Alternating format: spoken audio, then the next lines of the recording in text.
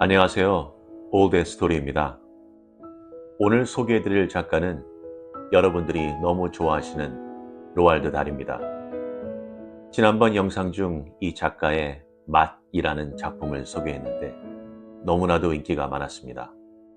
그래서 다시 비장한 마음으로 한 개 들고 나왔습니다. 작가의 소개는 굳이 하지 않고 설명글을 참고하세요. 오늘 작품은 1953년에 쓰여진 작품인 맛있는 흉기입니다. 사랑하는 남편에게 이혼의 이야기를 듣습니다. 아내는 과연 어떠한 변한 행동을 할까요? 그럼 편안한 마음으로 감상하세요. 편안한 마음? 글쎄요. 자, 그럼 바로 시작하겠습니다.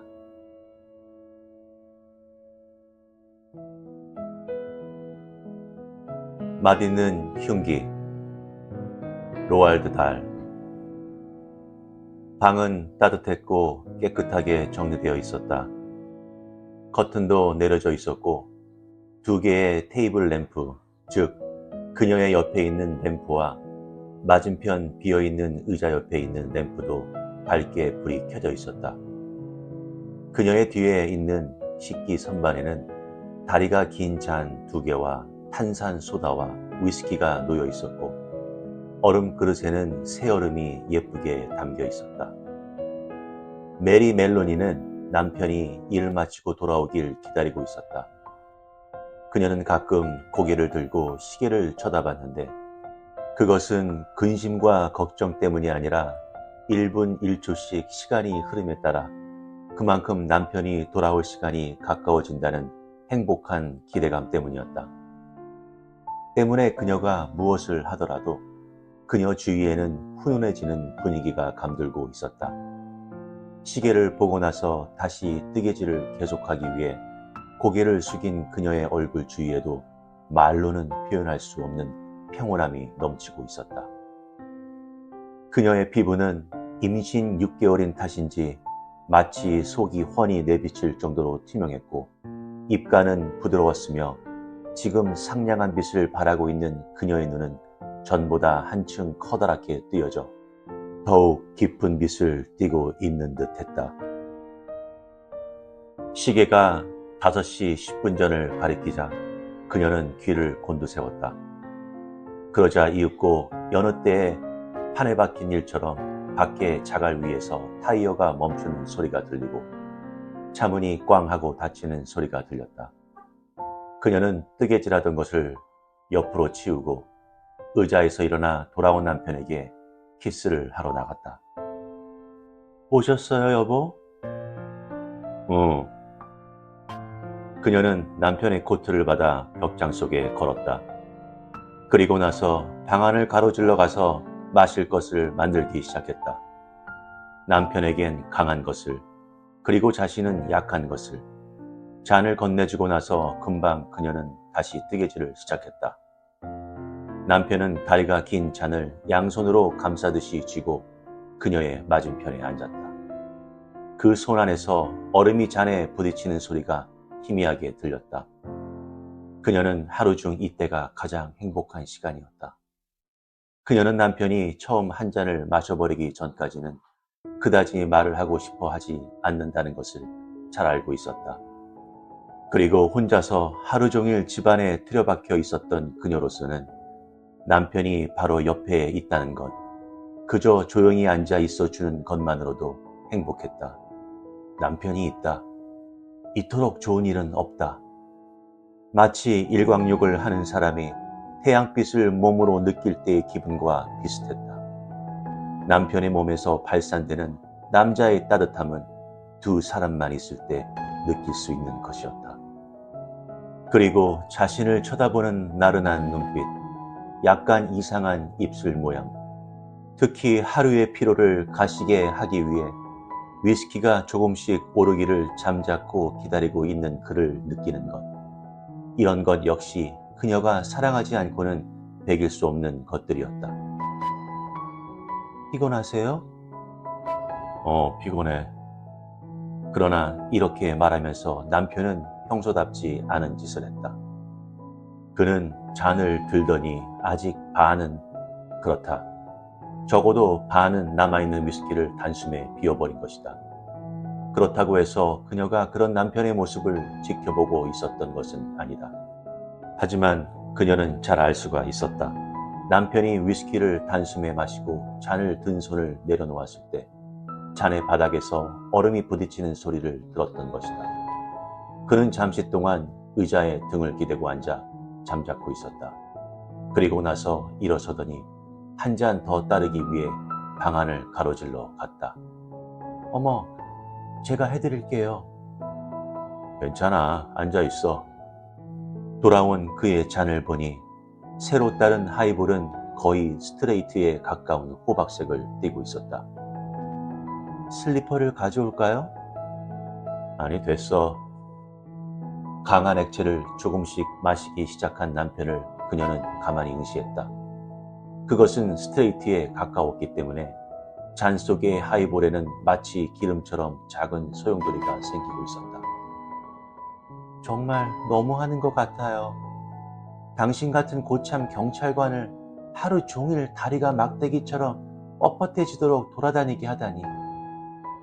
그는 그 말에 대답도 하지 않았다.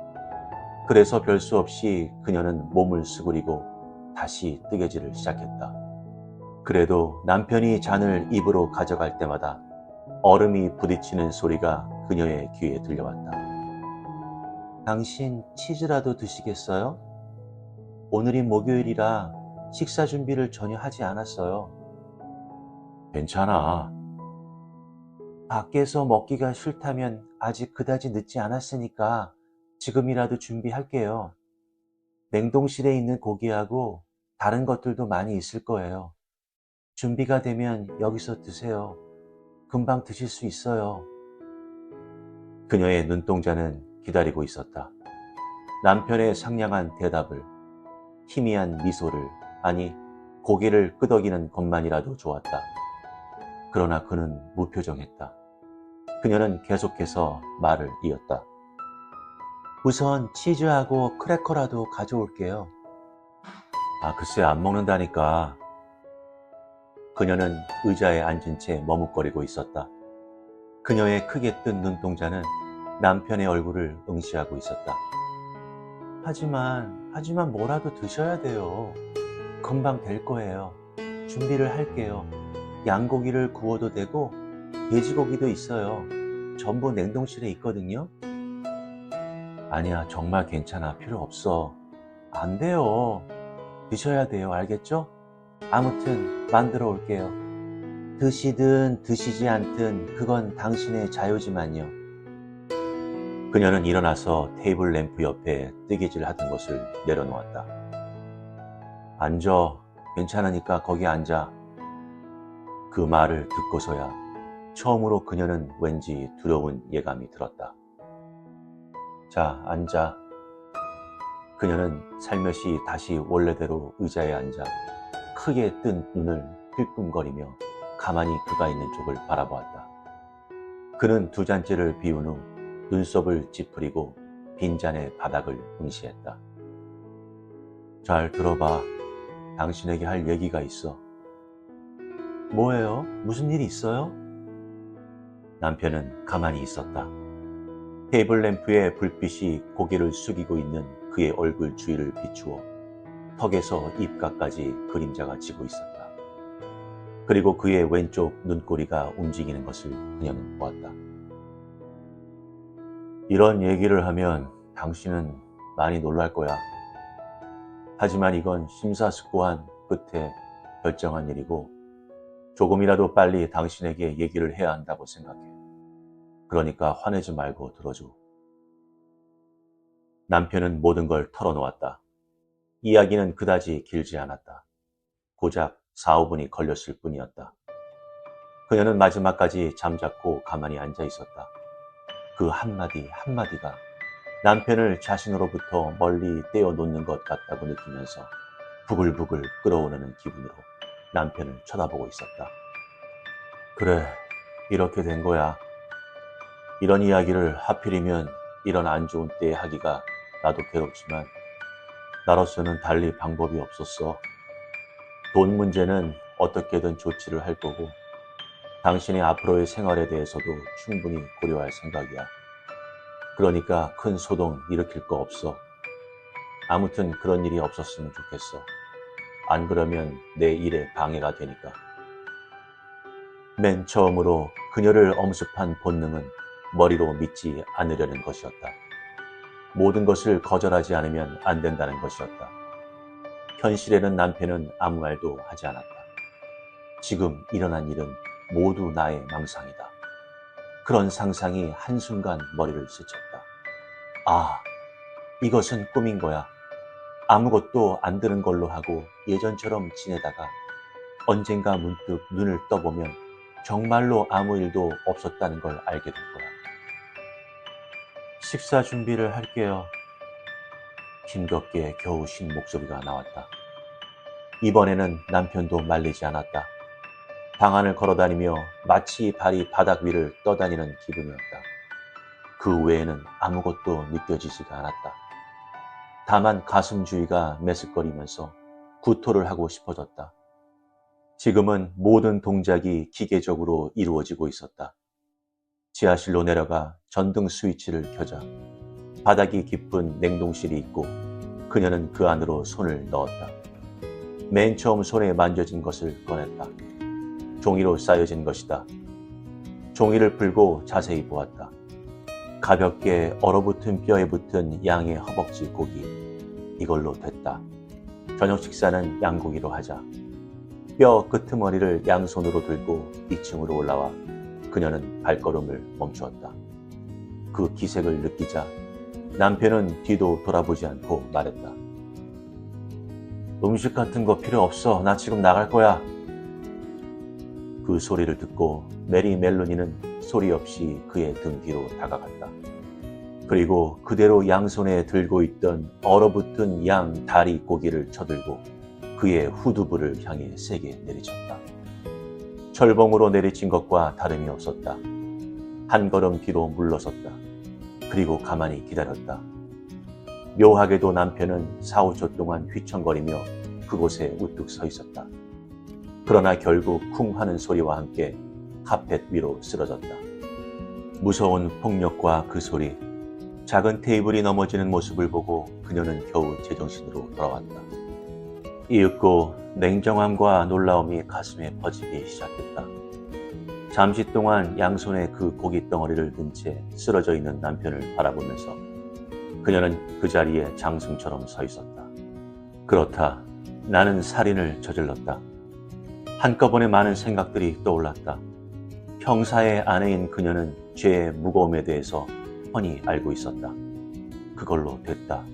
사실 그것이 구원의 손길이 될지도 몰랐다. 하지만 아이는 어떻게 될까? 임신 중인 살인범에 대해서는 어떤 법률이 적용될까? 양쪽 모두 사형, 엄마와 뱃속에 든 아기 모두? 그렇지 않으면 태어날 때까지 기다려주는 것일까? 어떻게 하지? 메리 멜로니는 알 수가 없었다. 그렇다고 해서 일단 잡혀보고 난 뒤에 알아볼 마음은 전혀 없었다. 양고기를 부엌으로 가져가서 철판 위에 얹고 오븐에 불을 강하게 올린 뒤 고기를 그 안에 쳐넣었다. 그리고 나서 손을 씻고 2층의 침실로 올라갔다. 화장대 앞에 앉아서 머리를 빗고 입술에 루즈를 발라 얼굴 표정을 바꿔보았다. 그녀는 웃어보았다. 하지만 왠지 어색하다. 다시 한번 해봤다. 쌤, 안녕하세요? 소리를 내서 다정하게 물어본다. 그 목소리도 역시 이상하다. 감자 조금 주세요, 쌤. 그리고 완두콩 통조림 하나. 이번에는 괜찮다. 미소도 목소리의 억양도 아까보다 좋아졌다. 몇 번이고 반복해서 연습을 했다. 그리고 나서 아래층으로 내려와 코트를 들고 뒷문으로 나와 정원을 지나 거리로 나왔다. 아직 6시도 되지 않았는데 식료품 가게 앞에는 불이 켜져 있었다. 쌤, 안녕하세요? 그녀는 카운터 뒤에 있는 남자에게 미소를 지으며 다정하게 불렀다. 어서 오세요, 멜로니 부인. 감자 조금만 주세요, 쌤. 그리고 완두콩 통조림 하나? 남자는 뒤돌아보며 손을 내밀어 선반 위에 있는 완두콩 통조림을 집었다. 패트릭이 피곤해서 오늘 밤에는 식사하러 밖으로 가지 않겠대요. 야채를 준비해 두진 못했어요. 고기는 없어도 됩니까, 부인? 네, 고기는 있어요. 아주 좋은 양고기가 냉동실에 있거든요. 아, 그래요? 냉동된 채로 금방 요리를 하고 싶지는 않은데 시간이 없으니까 별 수 있어요.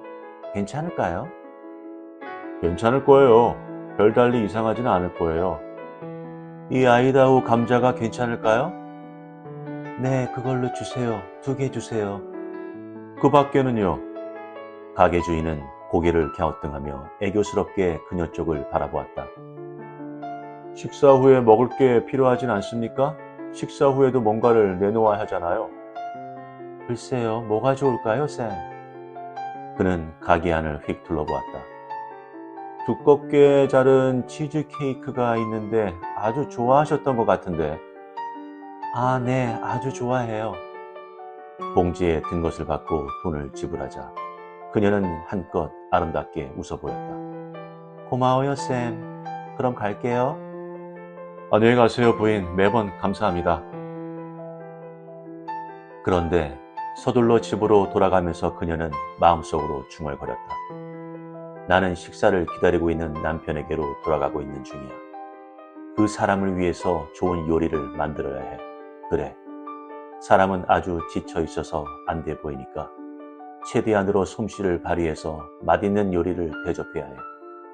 그리고 만일 내가 집으로 돌아가서 무언가 이상한 것, 대단히 무서운 일이 일어난 것을 본다면 그것은 내가 생각지도 못했던 쇼크일 것이며 따라서 슬픔과 무서움으로 미칠 지경이 되는 것은 당연한 일이야. 하지만 나는 지금 집에서 무슨 일이 일어났으리라는 생각은 꿈에도 못하고 있어. 다만 야채를 사서 지금 집으로 돌아가고 있는 중이야.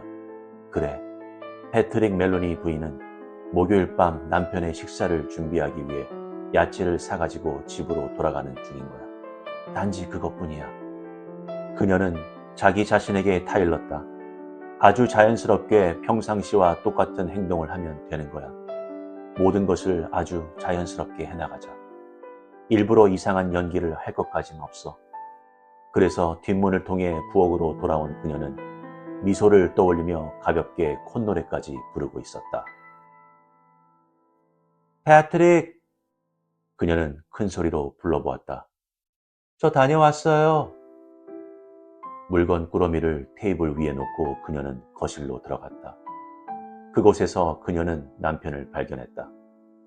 2 다리를 움츠리고 한 손을 등 뒤로 꺾어 구부리고 마루 위에 쓰러져 있는 남편을. 이때 그녀는 정말로 쇼크를 받았다. 금세 그녀의 마음속에는 함께 살아온 남편을 향한 깊은 애정과 사모의 정이 갑자기 북받쳐 올랐다. 그리고 자신도 모르게 남편의 옆으로 달려가서 무릎을 꿇고 가슴이 찢어지는 듯한 심정으로 울기 시작했다. 그녀의 그런 행동에서 아무런 수고도 필요치 않았고 연기를 할 필요도 없었다. 이윽고 그녀는 일어나서 전화를 걸러갔다. 경찰의 전화번호는 잘 알고 있었다. 상대방이 대답하는 소리가 끝나자마자 그녀는 외쳤다. 제발 빨리 와줘요. 패트릭이 죽었어요. 누구시죠? 멜로니, 패트릭 멜로니의 부인이에요. 그럼 패트릭 멜로니가 죽었단 말입니까? 그래요. 마루에 쓰러져 있어요. 죽은 게 틀림없어요. 그녀는 흐느껴 울었다. 곧 가겠습니다. 상대방이 대답했다. 정말로 금방 차가 왔다. 그녀가 현관문을 열자 2명의 경찰관이 들어왔다. 2명 모두 아는 사람이었다. 경찰서의 사람들과는 거의 낯이 익었다. 그녀는 히스테릭하게 울면서 잭 눈원의 품속으로 쓰러졌다. 그는 상냥하게 그녀를 의자에 앉히고 시체 곁에서 몸을 숙이고 있는 오말리에게 다가갔다. 죽었나요? 그녀는 울면서 물었다. 안 됐습니다만, 그렇군요. 도대체 어떻게 된 거죠? 식료품 가게에 갔다 와보니 남편이 바닥에 쓰러져 있었다고. 그녀는 자초지정을 간략하게 이야기했다. 그녀가 울면서 이야기를 하고 이야기를 하다가 울고 있는 동안에 누나는 시체의 후두부에 피가 엉겨붙어 있는 것을 발견했다. 그것을 오말리에게 보이자 오말리는 곧 일어나서 서둘러 전화를 걸러갔다. 그러자 금방 또 다른 사람들이 연이어 집으로 왔다. 처음에는 경찰 의사 그리고 두 사람의 형사, 그중 한 사람은 그녀도 이름을 알고 있는 사람이었다. 그 뒤를 이어 사진사가 들어와서 현장 사진을 찍었고 맨 마지막으로 지문 담당자가 들어왔다. 시체의 주위에서는 소곤거리는 토의가 이루어졌고 형사들은 그녀에게 여러 가지 질문을 연달아 던졌다. 그렇긴 했지만 형사들은 그녀를 매우 부드럽게 다루었다. 그녀는 다시 한 번 더 이야기를 해주었다. 패트릭이 집으로 돌아왔을 때 뜨개질을 하고 있었던 것, 남편이 아주 지쳐 있었다는 것, 그리고 어떻게 그녀가 고기를 오븐 속에 넣었는지에 대해서. 지금도 오븐에 들어있어요. 식료품 가게로 야채를 사러 잠깐 나갔다가 돌아와 보니 남편이 마루 위에 쓰러져 있더라는 것을 자세하게 이야기했다. 어느 식료품 가게입니까? 형사 한 사람이 물었다. 그녀가 대답을 하자 형사는 뒤돌아보며 다른 형사에게 뭐라고 귓속말을 했다. 그러자 그 형사는 곧 밖으로 나갔다. 15분 정도가 지나자 그는 수첩에 메모한 것을 가지고 돌아왔다. 아까보다 더 오랫동안 귓속말이 오고 갔고 그 말의 자투리가 흐느껴 울고 있는 그녀의 귀에 들어왔다. 별달리 이상한 점은 없더라고. 아주 명랑하고 진수성찬을 대접하고 싶다. 완두콩, 치즈케이크. 도저히 그녀가 이런 짓을... 잠시 지나자 경찰이와 사진사가 돌아갔다.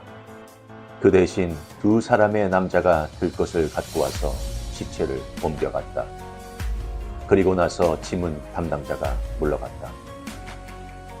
두 사람의 형사와 두 사람의 경찰관은 뒤에 남았다. 이 사람들은 그녀에게 매우 친절하게 대했고 잭 누너는 그녀에게 어딘가 다른 곳에 가 있는 게 좋지 않겠느냐. 언니한테로 가든지 그렇지 않으면 자기 집으로 와서 자신의 아내가 돌봐줄 테니 하룻밤 지내는 게 어떻겠냐고 권하기도 했다.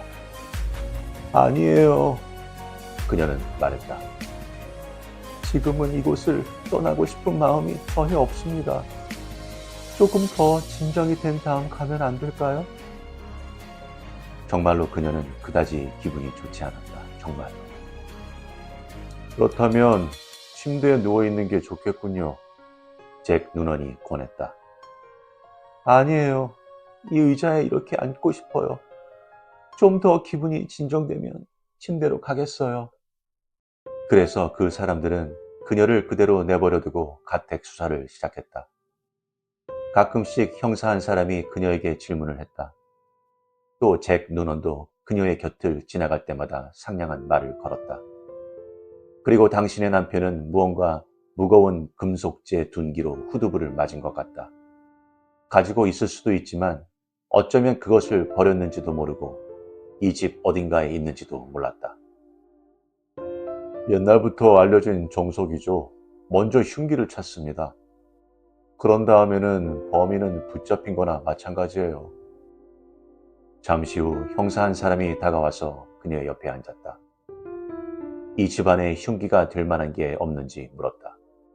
흉기가 될 만한 것 중에 없어진 것은 없는가? 예를 들면 커다란 스패너나 무거운 금속 화병 같은 것. 집에는 그런 무거운 금속 화병은 없다고 그녀는 대답했다. 그럼 커다란 스패너는요? 커다란 스패너도 없는 것 같은데 어쩌면 주차장 안에 그 비슷한 것이 있는지도 모르겠다고 그녀는 말했다. 조사는 계속되었다. 집 주위 정원 한가운데까지 다른 경찰관들이 들어가 있다는 것을 그녀는 알고 있었다. 바깥에 자갈을 밟는 발소리가 들리고 가끔씩 커튼의 틈새로 회중 전등이 번쩍이는 빛이 눈에 비쳤다. 상당히 늦어지고 있었다. 난로 위의 시계는 이제 곧 9시를 가리키려 하고 있었다. 실내 조사를 하고 있던 네 사람의 경찰관도 꽤나 피곤한 듯 초조한 기색을 보이기 시작했다. 잭? 눈원 경찰부장이 다시 그녀의 곁을 지나갈 때 그녀는 그를 불러 세웠다. 저 술 한 잔 주지 않겠어요? 아, 좋아요. 한 잔 따르죠. 이 위스키가 좋겠네요. 아, 네, 그게 좋아요. 아주 조금만 주세요. 마시고 나면 약간이나마 기분이 나아질 것 같아서. 그는 그녀에게 잔을 건네주었다. 당신도 한 잔 하실래요? 아주 피곤하게 보이세요. 자, 드세요. 여러분들은 제게 너무 잘 대해주셨어요. 그럴까요? 사실은 안 되는 건데. 그럼 힘을 내기 위해 한 잔 할까? 한 사람씩 와서는 그녀의 권유를 받고 한 모금씩 위스키를 마셨다. 어색하게 손에 잔들을 들고 그녀의 주위에 서 있던 남자들은 겸연쩍다는 듯이 한마디씩 위로의 말을 해주었다. 부엌으로 불쑥 들어간 눈원 부장이 곧 다시 나와서 그녀에게 알렸다. 부인, 오븐에 아직 불이 켜져 있는 것 같은데요. 고기가 들어있지 않습니까? 어머, 큰일이에요. 고기가 있는데. 그녀는 소리쳤다. 끄는 게 좋겠죠. 제가 할까요?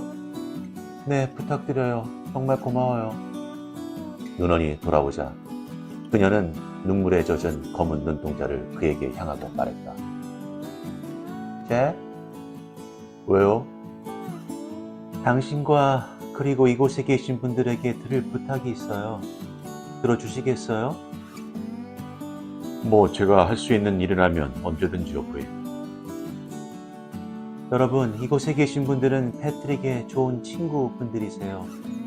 그래서 그 사람을 죽인 자를 잡기 위해 모든 힘을 쓰시고 계신 거예요.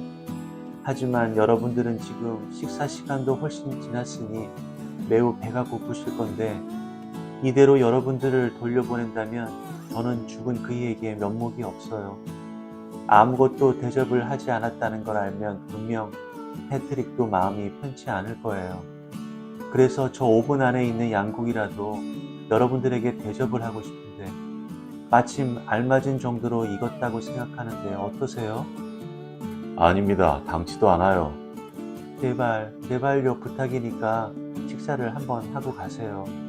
그녀는 애원하듯 말했다. 저는 지금은 도저히 먹을 수가 없어요. 왜냐하면 그이가 아직 살아있을 때 집에 있었던 것 같으니까요. 하지만 여러분들은 달라요. 여기서 드셔주신다면 저는 정말 기쁠 거예요. 잠시 쉬었다가 일을 하시는 것도 괜찮잖아요?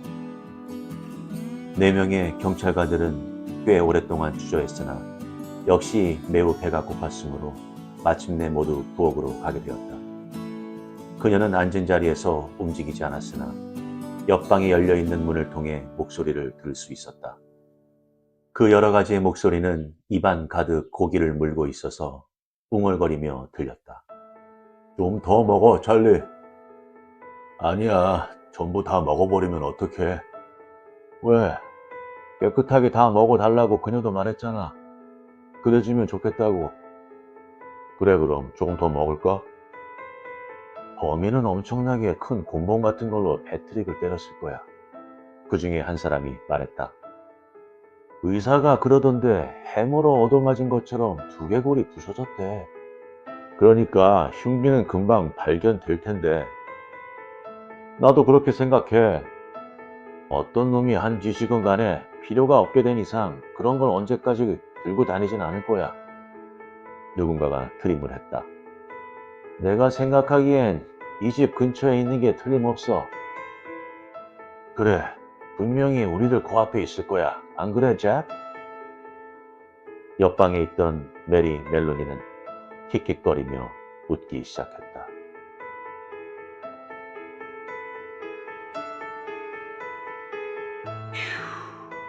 어떠셨나요?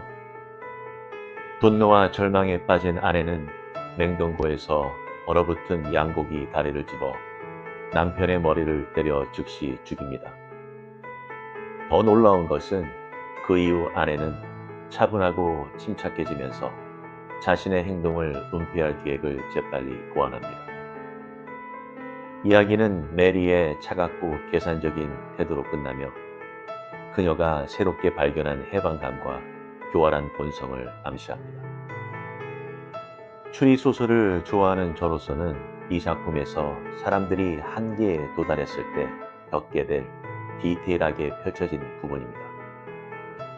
역시 로알드 달의 능숙한 스토리텔링과 서스펜스의 능숙함은 이 단편 소설을 기억에 남을 만한 흥미진진한 읽기로 만들어줍니다.